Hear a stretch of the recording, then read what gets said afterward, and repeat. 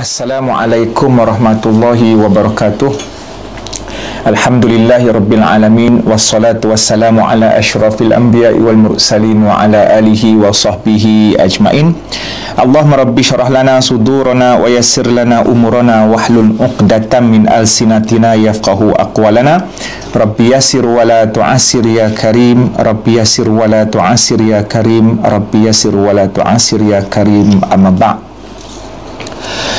Pertama sekali, Cik Man ingin mengucapkan syukur kepada Allah Subhanahu Wa Taala kerana diberikan ruang untuk kita berkongsi beberapa maklumat berkenaan dengan korban bersama dengan Iltizam Relief Society yang merupakan sebuah NGO yang banyak melakukan pelbagai aktiviti dalam dan luar negara, dan antaranya ialah dalam program ataupun aktiviti korban dan kebajikan-kebajikan yang lainlah. Jadi hari ini ketika Cik Man bersuara ini, kita dalam suasana untuk menyambut Hari Raya Aidul Adha, ya. Baik, sebelum tu Cik Man nak selalu ulang benda yang berkenaan dengan raya-raya di mana ia merupakan ibadah dalam agama. Rasulullah sendiri mengiktiraf Hari Raya ini sebagai salah satu ibadah, di mana bila baginda datang ke Madinah, baginda tanya penduduk situ ketika sedang merayakan sesuatu. Maka Nabi tanya, apa benda yang korang sambut? Maka dijawab oleh penduduk Madinah, ini perayaan daripada zaman dulu lagi, zaman jahiliah tu biasa sambut, terbawa-bawa sekarang, walaupun sebahagian daripada diorang ni dah Islam.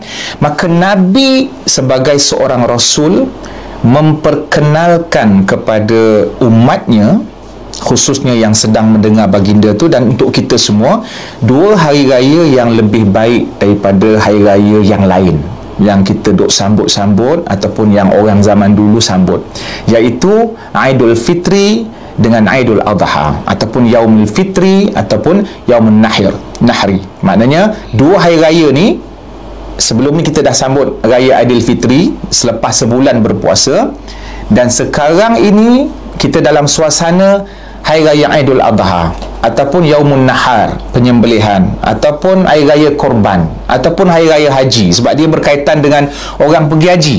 Okey? Dan satu perkara yang penting yang kita kena faham, dua hari raya ni ibadah.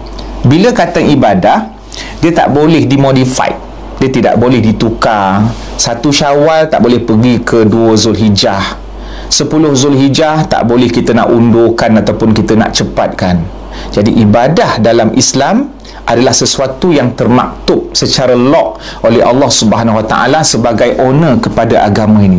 Dan dua hari raya ini, sebagaimana 1 Syawal dan juga 10 Zulhijjah, diiktiraf oleh agama sebagai hari untuk kita makan dan minum dan berpuasa pada harinya adalah suatu maksiat kepada Allah. Jadi bila Allah suruh kita puasa tu, puasalah. Time boleh makan, kau puasa pula, kan?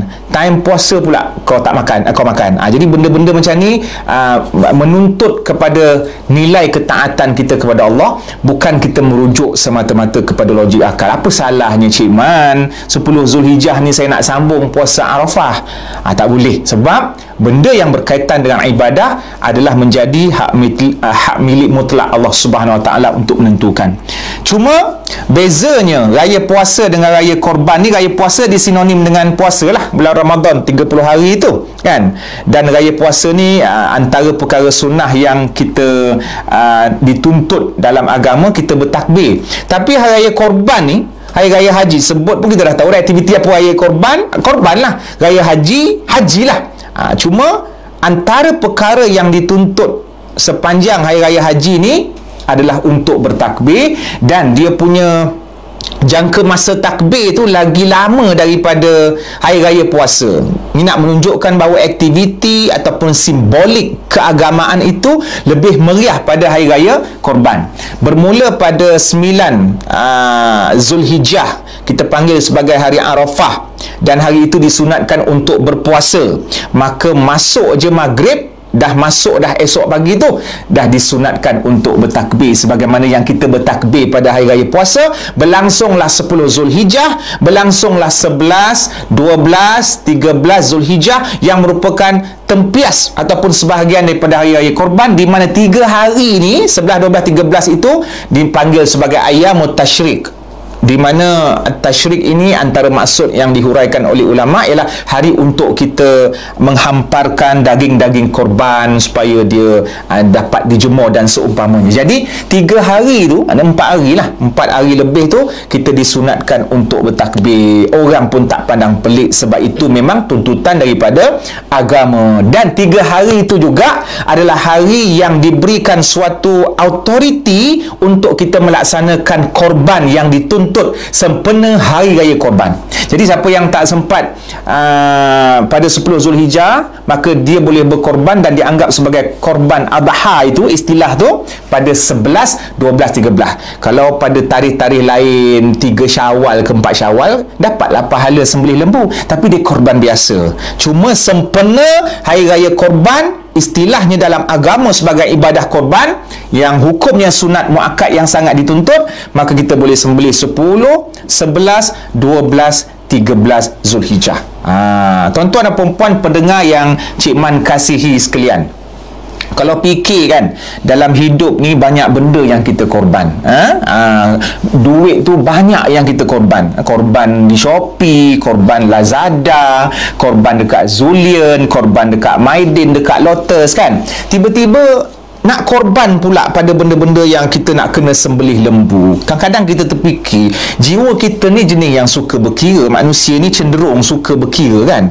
Kadang-kadang kita berkira tu benda yang sepatutnya kita buat, tapi benda yang membazir tu tak ada pula kita rasa kita berkira. Jadi kita sudah terbalik. Sesuatu yang hanya tuntutan duniawi yang kadang-kadang terlibat dengan pembaziran, kita pun tak adalah pakai sangat rantai emas ke pulut dakap ke pulut kuning apa semua tu, tapi kita beli banyak. Sedangkan perkara yang berkaitan dengan orang kata survival masyarakat, maslahat umum, membantu saudara-saudara kita di dalam dan di luar negara khususnya, tak ada pula kita fikir inisiatif, kita nak carilah NGO, kita nak carilah persatuan, saya nak pergilah ke overseas nak cari orang-orang miskin nak korban lembu, seolah-olah macam kita berkira. Maka kehadiran secara tahunan Aidul Adha akan menjentik jiwa kita bahawa dalam agama ini menuntut pengorbanan, yang pengorbanan itu akan memberikan saham besar untuk kita. Walaupun kita nampak duit kita habis, seekor lembu berapa sekarang ni seekor lembu? Seekor lembu mungkin Cik Man pernah tanya dalam RM5,000 lah, lebih kurang lah, RM5,000 ke RM6,000. Satu bahagian tu mungkin boleh jatuh RM700. Tapi kalau Shopee tiap hari tak perasan, duit RM10,000 pun boleh kan. Macam-macam barang Shopee menggamit-gamit mata ni kan. Boleh pula. Itu bukannya tahunan, tiap-tiap bulan. Nak pula kaum-kaum yang pakai tudung ni kan, bila nampak je Shopee ke ataupun Lazada ke, cepat sangat tergodanya kan.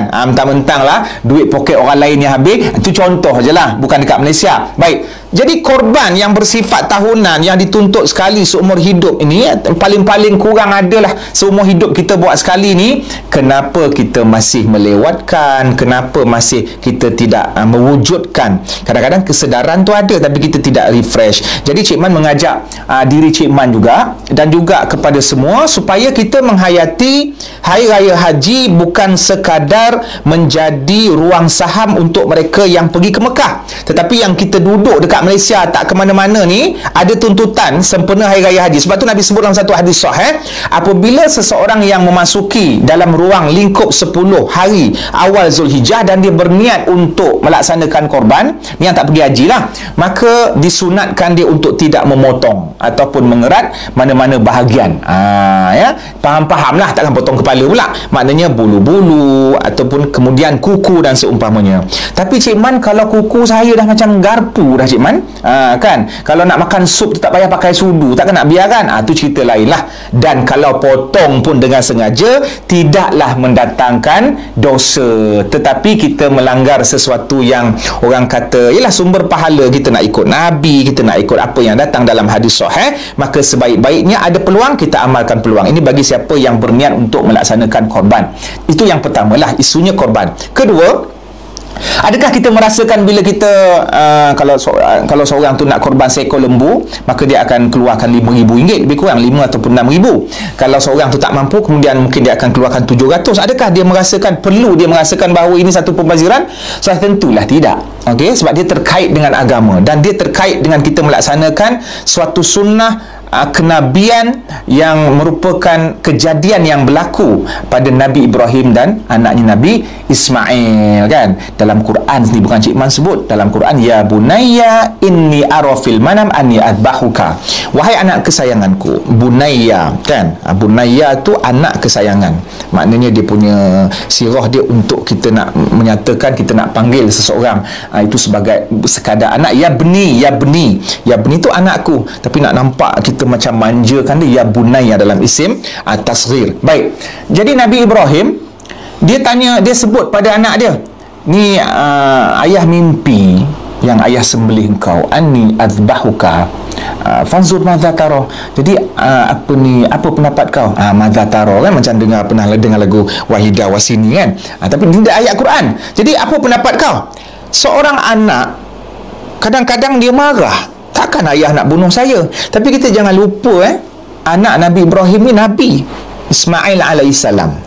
Jadi dia faham mimpi ayah dia bukan sebab mimpi tak basuh kaki, ya? Bukan itulah, tidur tak basuh kaki lagi, mimpi bukan tak. Dia tahu ayah dia seorang Nabi dan dia tahu mimpi seorang Nabi adalah wahyu, membawa kebenaran. Dia bukan macam mimpi kita merepek-repek, kan? Jumpa itu, jumpa ini, lepas tu dakwa itu, dakwa ini. Dalam Nabi Ibrahim pun Nabi, Nabi Ismail pun mentafsirkan dan melihat, memberi pendapatnya sebagai seorang Nabi. Kemudian sebab itulah Nabi Ismail jawab balik dekat bapak dia, ya abatif al ma tu'mar, wahai daddy, wahai ayah, kau buatlah apa yang diperintahkan. Maknanya yang kau mimpi kau sembelih aku tu, kau sembelihlah aku. Rare, kan? Dia punya respon kali ni. Zaman sekarang ramai juga yang sembelih anak, ya? Tapi bukan sempena raya korban. Mungkin masalah-masalah yang berlaku, na'udzubillah, supaya kita tak terlibat dengan pelbagai masalah. Kita sentiasa mendoakan semoga diri kita tidak terlibat dengan stres, dan juga orang lain tidak terlibat dengan stres sehingga melakukan perkara-perkara yang dilarang ataupun jenayah-jenayah yang jelas dilarang oleh agama. Tetapi Allah Maha Penyayang. Allah menguji Ibrahim dan Ibrahim benar-benar beriman 100%. Maka tidaklah Nabi Ibrahim itu bukanlah sembelih betul-betul, tetapi dia punya pengorbanan real.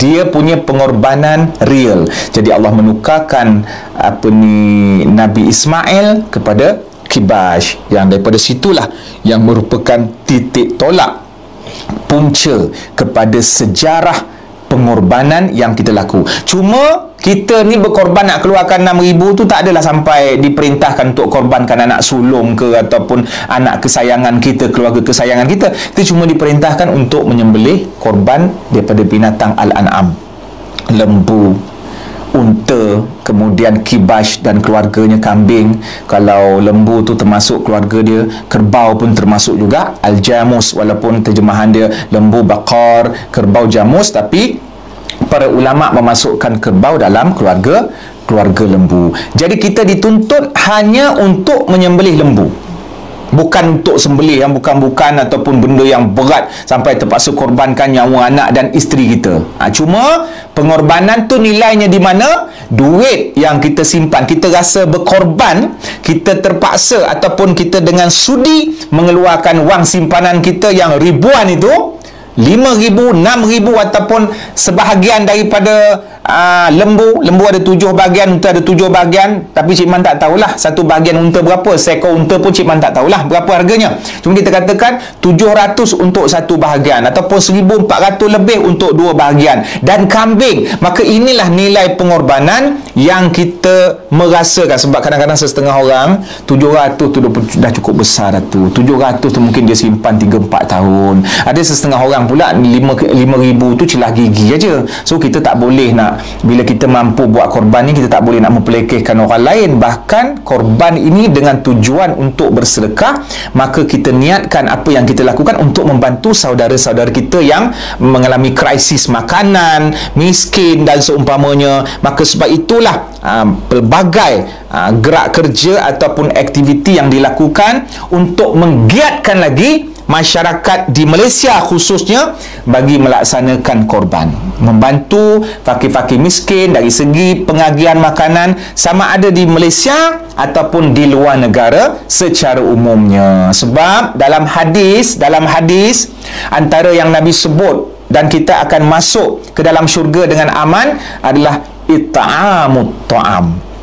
Dalam hadis, antara perkara yang menyebabkan kita boleh melangkah ke dalam syurga dengan rileks, dengan aman sejahtera, selain daripada kita menyebarkan afsyus salam, maka hadis itu menyebut it'amut ta'am, iaitu memberi makan dengan makanan kepada orang-orang. Tuan-tuan, kenapa bila kita sponsor orang, kita bagi orang makan, benda itu adalah sesuatu yang sangat bernilai sebenarnya. Kadang-kadang, okey, kita bezakan antara beberapa ibadah lah ya. Ada ibadah yang dia tak pergi tempiasnya pada masyarakat. Ada ibadah yang tempiasnya kena pada masyarakat dan menghidupkan masyarakat. Contoh ibadah yang bersifat personal, macam kita semayang tahajud, macam kita berpuasa. Itu satu ibadat yang bagus dan besar. Cuma benda tu balik-balik pada diri kita. Orang lain tak kena. Kalau kita semayang tahajud, orang lain tak kena, orang lain pun tak tahu. Dan kalau kita puasa pun orang lain pun tak tahu, orang lain pun tak kena, orang lain tak ada kesan. Tetapi bila kita it'amut ta'am, bila kita sembelih korban bagi saudara kita yang miskin, kita dah memberi mereka satu kehidupan dan kebahagiaan. Maka sebab itulah amalan soleh yang berkenaan dengan bagi makan ini memang dipandang berat oleh Allah Subhanahu Wa Taala. Ganjarannya sangat besar di sisi Allah Subhanahu Wa Taala. Dalam hadis berkenaan dengan puasa pun, Nabi ada sebut dalam hadis sahih, man fattara shaiman, barang siapa yang sponsor orang berpuasa, mungkin yang sponsor tu tak puasa, tapi bukan sebab dia geng plastik hitam lah, mungkin dia datang haid ke ataupun keuzuran ke. Barang siapa yang sponsor ataupun bagi makan orang yang berpuasa, dia akan dapat pahala sebagaimana pahala orang puasa, dengan Allah tidak mengurangkan langsung jumlah pahala orang yang berpuasa. Sebab Tuhan sendiri pun banyak khazanah, stor-stor pahala yang tak akan berkesudahan. Jadi apa yang kita nak risau, kita buat aja baik. Memanglah kita nampak duit kita terbang, tapi ada satu benda yang datang kat kita lebih banyak daripada duit. Apa dia? Saham pahala. Di mana saham pahala ni kita tak guna dekat dunia, kita guna dekat akhirat. Besok baru kita tahu, walaupun satu pahala yang akan memberatkan timbangan kita, barulah kita tahu satu pahala itu lebih bernilai daripada harga 10 kereta Tesla. Tahu tak kereta Tesla? Cik Man tak ada Tesla, nak bagi ke? Baik. Jadi tuan-tuan dan perempuan yang dirahmati Allah sekalian, dalam suasana korban ni ada beberapa perkara dan sikap yang kita kena kikis. Setengah kita lah, Cik Man pesan pada diri Cik Man lah. Kadang-kadang kita berkira, Tokek, ada tak lembu yang paling murah sekali? Kalau yang nampak tulang tu pun okey juga, yang penting duit tak keluar banyak. Hati-hati ya, innamal a'malu binniyat wa innamal likulli imri'in ma nawa. Kualiti kita ni Allah nilai. Sesungguhnya setiap amalan bergantung dengan niat. Dan setiap individu itu nilainya di sisi Allah bergantung dengan niat. Kalau dia jenis berkira, bagilah yang murah sikit, yang telinga terpotong, okeylah, asalkan ada kepala. Kan? Kita nak pilih lembu asal hidup, yang kus kering, daging tak ada. Apa benda yang nak kita bagi makan kepada orang miskin ataupun orang fakir yang kita akan agihkan? Jadi sebab itulah, bila kita nak pilih lembu dalam ibadah korban, pilih binatang al-an'am ataupun binatang korban, pastikan binatang itu memiliki ataupun melunasi beberapa syarat, yang tidak ada kecacatan, yang tidak tempang, yang sampaikan cacatnya tidak menghilangkan dagingnya. Sebab kita akan agihkan kepada orang-orang yang susah, fakir miskin. Maka sebab itulah bila ulama membincangkan tentang pembahagian daging-daging korban ni, sebahagian ulama berpendapat boleh kita sedekahkan semua. Itu memang objektif utama kita berkorban. Tetapi untuk tabarruk ataupun untuk keberkatan, tuan punya lembu itu ambillah sedikit. Tapi ambil sedikit tu bukan ambil 90%. Sampaikan tulang aja bagi dekat orang kampung. Tu baik kau cakap kau sembelih untuk keluarga kau aja. Maknanya ambil sikit, sebahagian besar kita laksanakan objektif kita berkorban. Kita nak korban contoh di Kemboja contohnya kan. Takkan kita nak hantar daging 0,5 kilo aja. Mestilah daging banyak. Bahkan lembu tu akan memang ada dekat sana. Jadi benda-benda macam ni kita kena faham.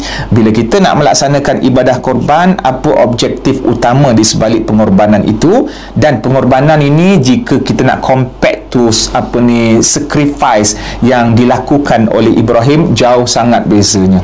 Sangat-sangat jauh bezanya. Nabi Ibrahim itu mengorbankan anak, tetapi Allah telah bagi penukaran. Kita hanya mengorbankan binatang saja yang tak ada kena-mengena dengan keluarga kita. Cuma mungkin duit yang kita kumpulkan selama 7-8 tahun dah cukup 5,000 tu, kita rasa alah nak beli PS4, PS5 lah, nak beli ni motor, bayar duit muka ni, tiba-tiba tak jadilah. Kita korbankan duit yang kita kumpulkan tu untuk tuntutan personal dan duniawi kita kepada ukhrawi, dan akhirnya memberi saham akhirat kepada semua orang. Allah sebut memberi saham akhirat kepada kita dan memberi survival serta kebahagiaan kepada ramai orang hasil daripada lembu ataupun binatang yang kita korbankan. Kita hayati satu ayat tentang korban dalam surah yang antara paling pendek dalam Quran. Inna a'tainakal kautsar, sesungguhnya kami telah menganugerahkan kamu wahai Muhammad Al-Kautsar, iaitu nikmat yang melimpah ruah, ataupun setengah tafsiran ulama perigi yang bernama Al-Kautsar. Fasalli li rabbika wanhar. Yang ni poinnya, maka dirikanlah ibadat solat, wanhar, dan sembelihlah korban, ya. Walaupun ia datang dalam bentuk kata kerja perintah, tetapi hukum kepada korban ini adalah sunat yang sangat-sangat dituntut. Jadi tidak wajar bagi kita yang duit berlebihan, sepanjang tahun kita shopping sana sini, adalah tidak wajar kita tidak mengeluarkan sebahagiannya untuk melaksanakan salah satu daripada ibadah yang menjadi simbolik syiar kepada agama, yang ada kaitannya dengan ibadah haji di Mekah dan relate dengan sejarah perjuangan Nabi Ibrahim dan Nabi Ismail yang merupakan leluhur ataupun nenek moyang kepada Nabi Muhammad sallallahu alaihi wasallam, iaitu dengan membeli seekor binatang al-an'am ataupun berapa banyak pun berdasarkan kemampuan kita, dan kita bagi makan kepada orang ramai, okey, ataupun kita bagi makan kepada orang miskin. Jadi sekarang ni mungkin tuan-tuan dah tahu dah kenapa kita perlu berkorban. Sebab kehidupan kita ni ada waktu kita perlukan orang lain, ada waktu kita dalam keadaan kesusahan kita perlukan makanan, dan ada waktu juga kita diberikan kelebihan oleh Allah Subhanahu Wa Taala, dan ketika itulah wa ta'awanu 'alal birri wat taqwa wa la ta'awanu 'alal itsmi wal 'udwan, dan saling membantulah kamu dalam urusan kebaikan, antaranya mengagihkan daging, dan juga dalam urusan takwa kita bagi saudara kita makan, dan janganlah kamu membantu dalam urusan dosa dan juga urusan permusuhan. Cuma bila Cik Man nak recap balik perkara-perkara yang berkaitan dengan suasana korban ni lah, sama ada di Malaysia ataupun di luar negara dan seumpamanya, mungkin ada persoalan-persoalan ataupun isu-isu yang kita terlepas pandang yang mungkin boleh menyebabkan program korban kita tidak sempurna, ya, ataupun mungkin menyebabkan nilai sedekah tu dia dah jadi lain, dia dah rosak. Kadang-kadang setengah orang ada baki-baki lagi lah daging ni, kita jual nak, padahal tadi dia berkorban duit untuk beli lembu bagi orang lain. Tiba-tiba dengan daging yang ada tu, mungkin orang tak nak daging tu, dia pergi jual. Maknanya dia dapat untung daripada korban. Kau nak sedekah ke ataupun kau nak dapat untung balik? Jadi tu dah merosakkan. Jadi perhatikan tuan punya korban, ya. Jangan ada unsur jual beli ketika melakukan program penyembelihan korban. Dalam satu perkara yang berkenaan dengan tukang sembelih kan. Tukang sembelih ni kadang-kadang dia dapat upah. Bukan kadang-kadang, bila orang dah buat kerja, dah tolong kita sembelih, kita bagilah dia upah. Tapi perhatikan, jangan sesekali kita terlepas pandang, kita bagi upah kepada tukang sembelih tu daripada daging korban. Itu dah jadi jual beli dah. Itu sudah mencemarkan dia punya purenya nilai korban itu. Maknanya daging-daging yang ada ni kita tukar pula dengan khidmat daripada tukang sembelih. Kita tak payah lagi dah nak keluar duit sendiri. Tak apalah, kita bagi daging je lah, senang kita, dia pun senyap dia balik rumah. Tak boleh, ya. tidak boleh memberi daging korban dengan niat upah kepada tukang sembelih korban. Habis Cik Man, dia dah sembelih, dia dah buat kerja, takkan kita tak nak bagi dia upah. Upah memang perlu bagi, tapi bukan daripada daging korban, tapi daripada duit, ataupun mungkin daging ayam, ataupun daging kotak yang beli semalam. Jangan usik daging korban, jangan sentuh daging korban, sebab daging korban itu keseluruhannya, bila kita dah bayar untuk beli, keseluruhannya kita memang bagi orang, ataupun sebahagian sikit tu kita makan, ataupun mungkin kita bagi hadiah kepada orang kaya ataupun jiran-jiran kita yang mewah dan seumpamanya. Tapi biarlah sebahagian besar daripada korban itu menjadi simbolik kepada sedekah, kita memang bagi orang. Dan jangan risau walaupun kita rasa macam benda tu buang duit, alamak macam buang duit lah, 6,000 ni, tak pernah buang duit. Nabi sebut dalam hadis sahih, ma naqasat sadaqatun min malin, tidak pernah berkurangnya harta kerana bagi sedekah. Tak pernah ada orang miskin sebab bagi sedekah. Walaupun kita nampak kita ada RM20, kita bagi 10, tinggal 10, kita rasa benda tu kurang dari segi material, tapi dalam waktu yang sama ada yang bertambah dari segi maknawi, ada yang bertambah dari segi benda yang kita tak nampak. Apa yang bertambah? Keberkatan yang Allah bagi pada kita, rahmat Allah sebab kita sudi untuk melakukan ketaatan ataupun ibadah. Dan yang bertambah sudah pastinya pahala yang Allah akan simpan untuk kegunaan kita di akhirat. Pahala yang Allah akan simpan untuk kegunaan kita di akhirat.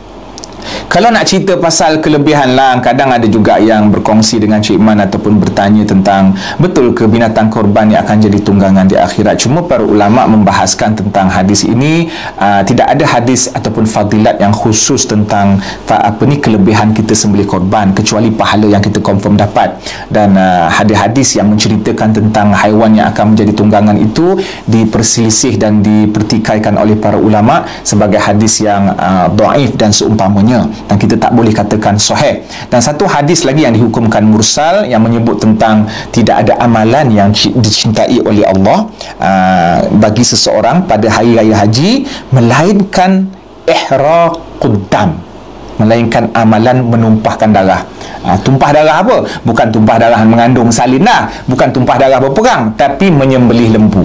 Sembelih lembu, tumpah darah. Maka ini hadis Nabi sebut, maknanya akan menjadi saksi tu dia punya kuku, dia punya bulu. Cuma hadis ini juga dinilai sebagai dhaif dari segi sanad. Cuma kalau untuk fadail amal sebagai motivasi kita, maka boleh digunakan hadis-hadis yang lemah. Cuma lemah tu jangan asyadud dha'fi, ataupun jangan terlalu lemah, sebagai motivator lah. Dan kalau kita tak guna pun hadis-hadis yang lemah ni, apa yang datang daripada Nabi Muhammad sendiri, Nabi sendiri pun berkorban, sembelih, para sahabat pun, itu cukup dah. Peristiwa-peristiwa yang sahih ini sudah cukup untuk memberikan satu motivasi kepada kita supaya kita berkorban. Sebab apa kau korban? Sebab aku ikut kekasih aku. Kita dalam kehidupan seharian kita pun ada istilah yang kita sebut sebagai idola. Kau pakai baju macam selebriti itulah, macam penyanyi, mestilah aku peminat dia, aku follower dia dan seumpamanya. Boleh pula kita cakap macam tu. Apatah lagi kalau seseorang yang dia bukan sekadar artis, bukan sekadar selebriti, bahkan dia merupakan pembawa wahyu yang sepatutnya kita jadikan idola ataupun contoh ikutan. Dalam Quran Allah sebut, laqad kana lakum fi rasulillahi uswatun hasanah. Sesungguhnya idola kamu ataupun kalau ada orang yang patut jadi contoh ikutan, maka orang itu adalah Rasulullah sallallahu alaihi wasallam. Bila kita seronok di kalangan orang biasa pun kita seronok nak ikut dia, apatah lagi yang kita nak ikut ni adalah Rasulullah. Maka itu lebih lagi termotivasi untuk kita untuk melaksanakan apa yang Nabi buat, dan salah satunya ialah menumbangkan al-an'am ataupun menyembelih korban. Okey, jadi itu antara sebab-sebab yang kita rasa wajar diri kita yang serba mampu ni, insya-Allah, untuk memberikan suatu nilai dalam hidup kita dengan melaksanakan ibadah korban. Di kalangan sahabat ada yang susah, ada yang miskin, tapi semangat dia orang untuk berkorban tu dia orang cuba juga. Walaupun ada dalam satu riwayat menyebut sahabat yang memang dia tak kemampuan untuk beli binatang al-an'am, tapi dia sembelih juga ayam. Kita tengok dari segi logik lah, sembelih ayam tak ada nilai. Bukan, memanglah sembelih ayam tu memang tak ada nilai dari segi sudut istilah korban Adil Adha, tapi Allah melihat betapa engkau all out untuk berkongsi ataupun memberi sumbangan, tapi engkau susah, engkau setakat mana yang kau mampu, itu dah satu. Tuan-tuan, kadang-kadang kita tak boleh underestimate orang. Orang keluarkan duit RM10 dengan orang keluarkan RM1,000, barangkali yang keluar 10 tu lebih jauh nilai daripada keluar RM1,000. Sebab apa? Yang keluar 10 tu dia hanya ada baki kosong, sebab 10 tu je lah yang ada dalam hidup dia. Sementara yang keluar RM1,000 tu nampak macam besar kan, rupa-rupanya dekat bank 1 bilion lagi. Jadi siapa yang melakukan pengorbanan yang besar sebenarnya? Maka sebab itulah dalam hidup ini, selagi mana yang kita rasa kita mampu ataupun kita rasa kita nak bagi sumbangan, kita takut, alamak kalau aku bagi sumbangan apa aku nak makan tengah hari petang. Tapi di sana ada konsep tawakal kepada Allah SWT, di mana para sahabat ada benda ni, cuma kita tak mampu nak capai ke tahap dia orang. Bukanlah Cik Man suruh korban ni jual rumah, jual kereta, rantai apa semua kan, kita tak adalah setahap itu. Tetapi setakat mana yang kita mampu, tahun ni tak boleh sembelih tapi mungkin saya buat nasi lemak, orang datang, ataupun mungkin saya sembelih ayam seekor dan seumpamanya, maka di sisi Allah benda itu tetap dikira. Tahun depan Allah akan bagi surprise mungkin disebabkan kita bagi nasi lemak tu kan. Ayat 1000 dinar cakap apa? Wa may yattaqillah yaj'al lahu makhraja wa yarzuqhu min haitsu la yahtasib. Dan siapa yang bertakwa, dia bertakwa, dia sudi juga sembelih ayam. Dia tak mampu sembelih lembu, dia sembelih ayam. Ni orang bertakwa. Bila dah takwa, Allah akan bagi surprise, Allah akan bagi jalan keluar. Mungkin next year dia tiba-tiba dapat rezeki terpijak, wa yarzuqhu min haitsu la yahtasib, dan Allah akan berikan rezeki dari sudut yang dia tidak jangka. Sekepuk dapat 10k, sekepuk dapat 20k. Nah, bila dah dapat 20, ini contoh Cik Man bagi, bukan maknanya benda tu tuan-tuan sembelih ayam tahun depan tak dapat sekepuk, siap Cik Man. Dia kata kalau sembelih ayam sekepuk 20k, tak adalah. Maknanya rezeki ni macam-macam. Kadang-kadang ada rezeki duit, kita buat baik Allah bagi rezeki duit. Kita tak boleh kata kau buat baik yang aku buat kau dapat duit, tak. Orang lain buat baik yang kita buat tak dapat duit, tapi dia dapat ketenangan. Orang lain pula buat benda yang sama, yang kita dapat duit, dia tak dapat duit, tapi mungkin dia dapat ilmu dan seumpamanya. Yang penting apa yang ada dalam diri kita, kita keluarkan dalam bentuk sumbangan, apa jua bentuk sumbangannya, supaya orang lain dapat merasa. Jadi tuan-tuan dan perempuan yang dirahmati Allah sekalian, kita tengok dekat Malaysia ni, alhamdulillah lah, rakyat Malaysia ni dia jenis yang orang kata pemurah. Jadi bila pemurah ni cepatlah dia mengeluarkan sumbangan-sumbangan. Jadi kita tengoklah raya korban, kadang-kadang satu kampung tu sampai 5-6 ekor lembu tumbang. Kadang-kadang ada satu individu tu pula dia nak tumbangkan lembu dekat negara luar. Cuma orang tanyalah, Cik Man kalau tak pergi sah tak? Tak, kau tak ada pun tak apa, tapi yang kalau boleh adalah, yang penting lembu ada, jangan kau ada lembu tak ada, kan payah pula kan. Boleh ke kalau kita sembelih korban, kita yang tuan punya lembu tak ada, yang mestinya lembu ada? Kalau kau ada, lembu tak ada, tak jadi istilah pengorbanan. Takkan nak sembelih kau pula. Jadi maknanya kita nak sembelih di Kemboja, kita pula tak dapat pergi Kemboja, wakilkan je lah, niatkan atas nama kita, selesailah pengorbanan ataupun konsep korban dekat Kemboja tu, maka jadilah ibadah korban. Baik, Cik Man ada beberapa soalan.